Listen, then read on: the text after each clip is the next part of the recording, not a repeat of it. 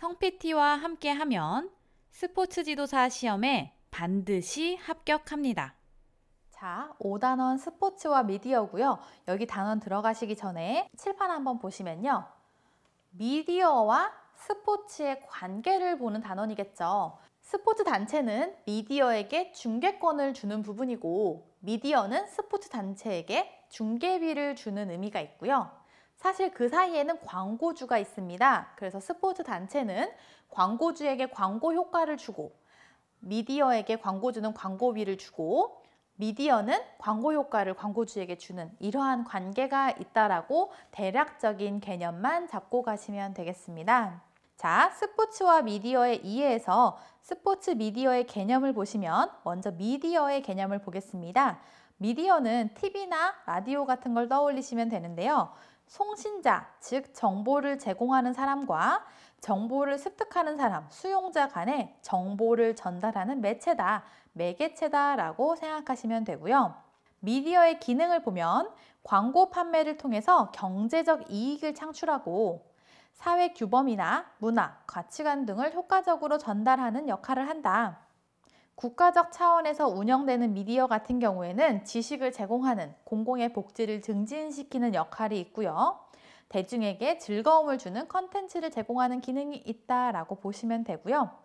그렇다면 우리가 볼 스포츠 미디어는 어떠한 기능이 있느냐라고 봤을 때 스포츠 미디어는 스포츠에 담긴 인간의 정서, 지식, 가치 등을 미디어를 통해 대중에게 전달하는 것이 스포츠 미디어구나 라고 보시면 되고요.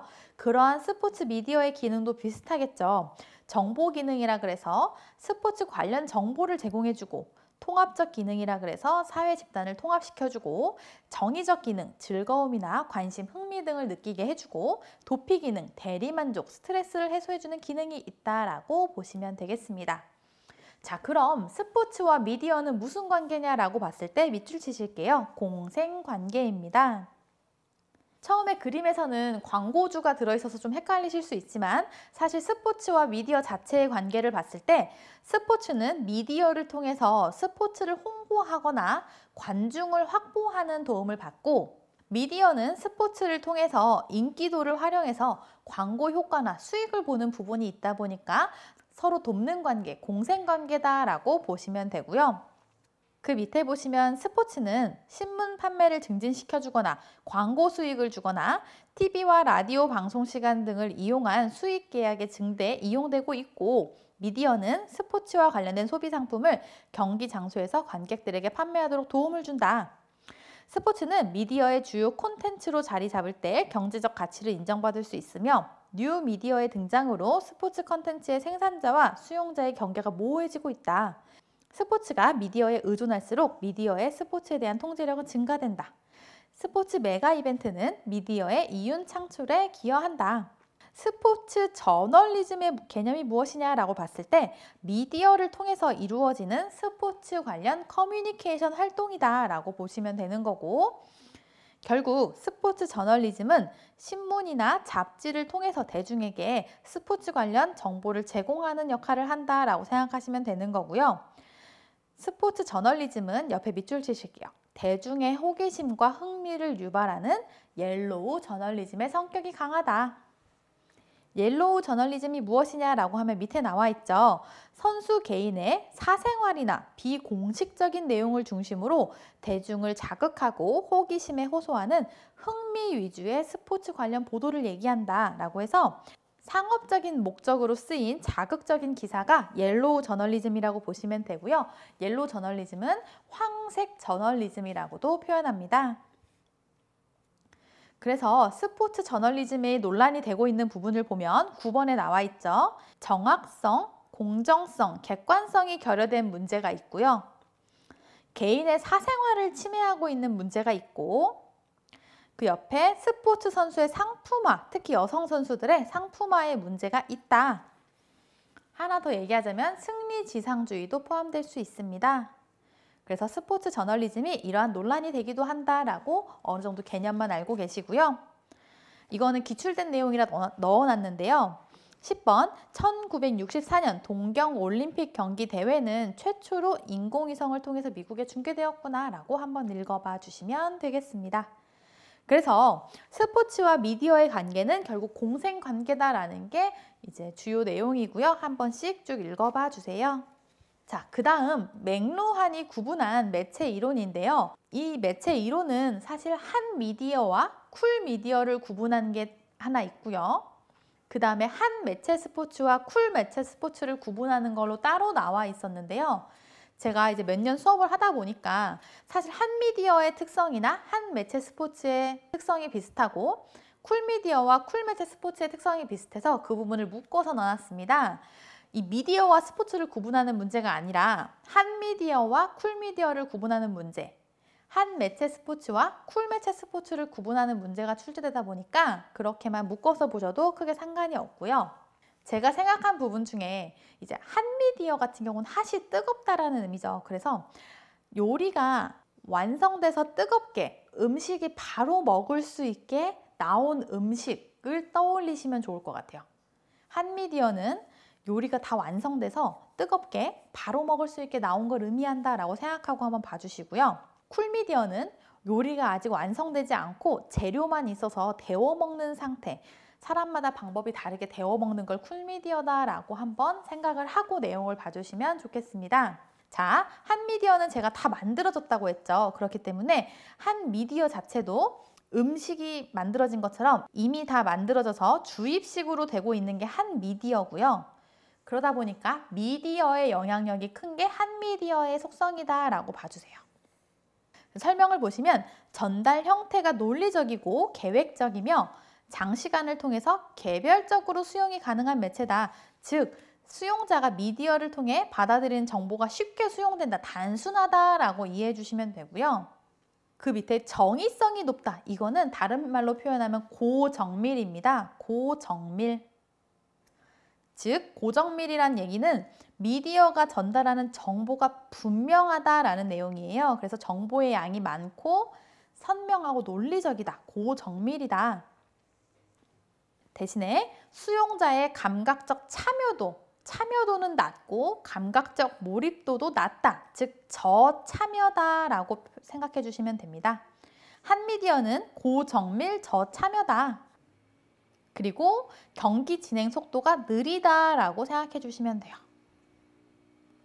스포츠의 유형으로 봤을 땐 정적 스포츠, 개인 스포츠, 기록 스포츠, 공격과 수비가 분명하게 구분된 스포츠가 해당된다라고 보시면 되고요. 한 미디어에는 신문, 라디오, 영화, 잡지가 있는 거고 야구부터는 한 매체 스포츠라고 보시면 됩니다. 야구, 테니스, 사격, 양궁 등등 이 뒤에 나온 부분은 한 매체 스포츠구나. 둘의 특성은 고정밀 저참여로 특성은 비슷하다라고 생각해 주시면 됩니다.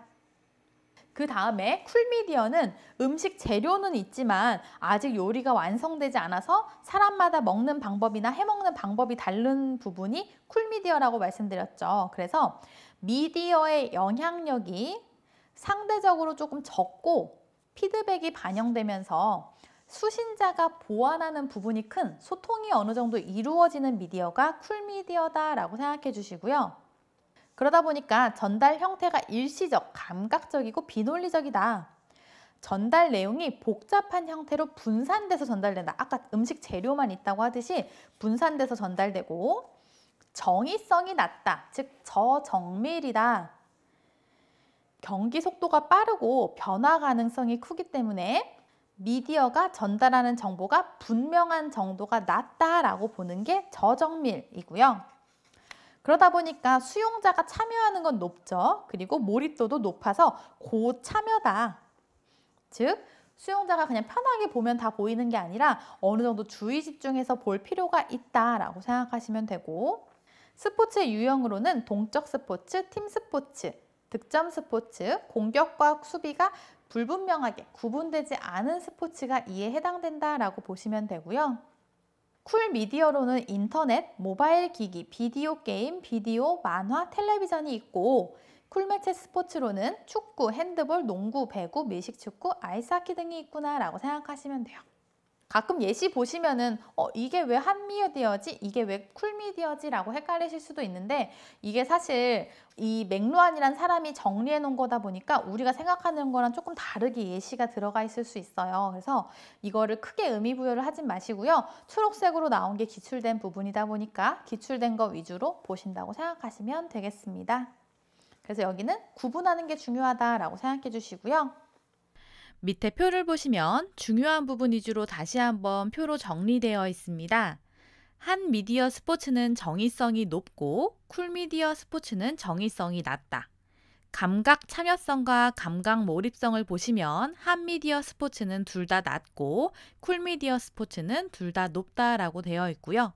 경기 진행 속도 같은 경우에는 한 미디어 스포츠는 경기 진행 속도가 느리고 쿨미디어 스포츠는 경기 진행 속도가 빠르다라고 보시면 되고요. 경기 진행 형태의 경우 한 미디어 스포츠는 공격과 수비가 분명하게 구분되어 있었기 때문에 단선형, 쿨미디어 스포츠는 공격과 수비가 불분명하게 구분되지 않는 스포츠였기 때문에 복선형입니다. 중요한 부분 위주로 정리된 표니까 다시 한번 잘 살펴보시면 되겠습니다.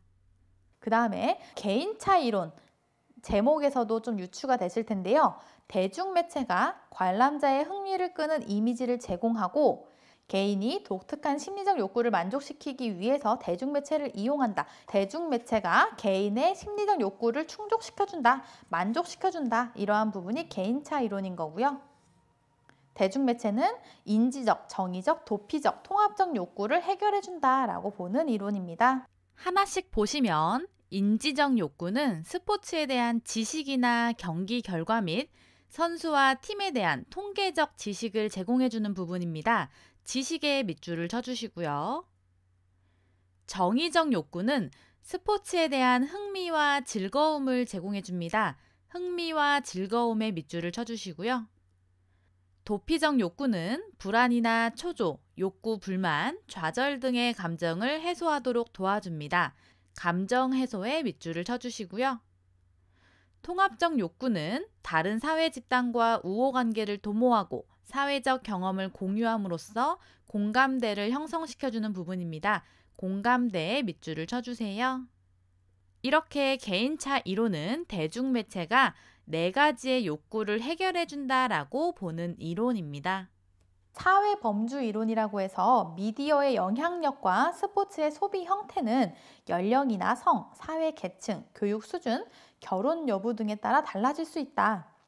미디어의 영향력이 서로 다른 하위 집단의 구성원에게 획일적으로 미치지 않을 수 있다. 즉, 계급이나 계층에 따라 달라질 수 있다라고 보는 게 사회범주 이론이에요. 제목 자체에서도 아까 개인차는 개인에 대한 욕구를 충족시켜준다고 하듯이 사회범주 이론은 범주, 범위가 나눠져 있다라고 해서 계급이나 계층이 있다라고 보시면 돼요. 첫 번째 줄에 연령이나 성, 사회 계층, 교육 수준, 결혼 여부 등에 따라 달라질 수 있다는 게 이따 나중에 뒤에 나올 계급 계층에 대한 얘기입니다. 그래서 사회범주 이론은 그 밑에 줄 미디어의 영향력이 서로 다른 하위 집단 구성원이라고 한 것처럼 여기 밑줄 치시면 집단으로 나누는, 계급, 계층으로 나누는 게 사회범주 이론이구나 라고 생각해 주시면 되고요. 사회관계 이론은 개개인이 원하는 정보를 선택하고 해석할 때는 주변 사람 영향이 크다.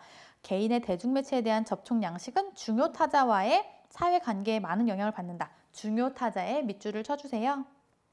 이 중요 타자도 뒤에 나올 내용인데요. 사회화 단원에서 볼 거예요. 중요 타자라는 것은 스포츠 참가에 영향을 미친 사람을 의미합니다. 그래서 이러한 사회관계 이론은 이러한 중요 타자와의 사회관계에 영향을 많이 받는다 라고 해서 사회관계 이론이 있는 거고요. 문화규범 이론이라 그래서 대중매체가 현존하는 사상이나 가치를 선택적으로 제시하며 강조한다. 사상이나 가치에 밑줄을 쳐주세요. 하나하나 의미를 완벽하게 이해하시기보다는 제목을 통해서 내용을 어느 정도 유추하시면 될 것 같아요. 개인차 이론, 사회범주 이론, 사회관계 이론, 문화규범 이론이 있구나. 이러한 설명이 이렇게 구분되는구나 정도로 이해해 주시면 되겠습니다.